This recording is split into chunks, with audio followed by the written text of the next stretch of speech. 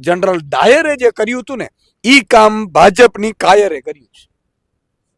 General ડાયરની જેમ આખા ગામ હળદરને પેક કરવામાં આવ્યું, પોલીસો તૈયારી સાથે આવ્યા અને લાઠીઓ અને ઘરમાંથી ખેડૂતોને કાઢી કાઢીને માર્યા.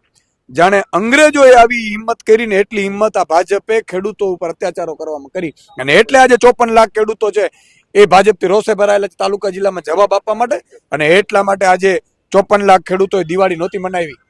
54 લાખ ખેડૂતોએ એના જન્મદિવસો પ્રવીણભાઈના અને રાજુભાઈના નહોતા મનાવ્યા, એના ઘરે પોતાના ઘરે મનાવ્યા. તો મારું કહેવાનું એ છે કે એ આશા લોકોની જાગી છે આમ આદમી પાર્ટી એના નેતાઓ ઉપર.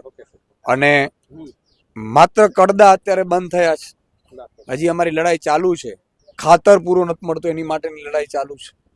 હજી ખેડૂતોને પૂરતા વીજળી નથી મળતી, થાંભલા બેફામપણે નાખે છે, મરજી પડે એવી રીતે, જાણે બાપની જાગીરો એવી રીતે થાંભલાઓ નાખે છે, લૂંટ ચલાવે છે.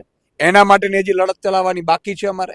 ખેડૂતોને ભાવ નથી મળતા, ખેડૂતોને શોષણ કરવામાં આવે છે, મરજી પડે એવી રીતે વીજ લાઈનો છે 20-20 વર્ષથી એ વીજ લાઈનો રિપેર જ કરવામાં નથી આવી. એના વીજ લાઈનો કારણે ખેડૂતો મૃત્યુ પામે છે. આ બધાની લડાઈ હવે શરૂ થશે આજથી.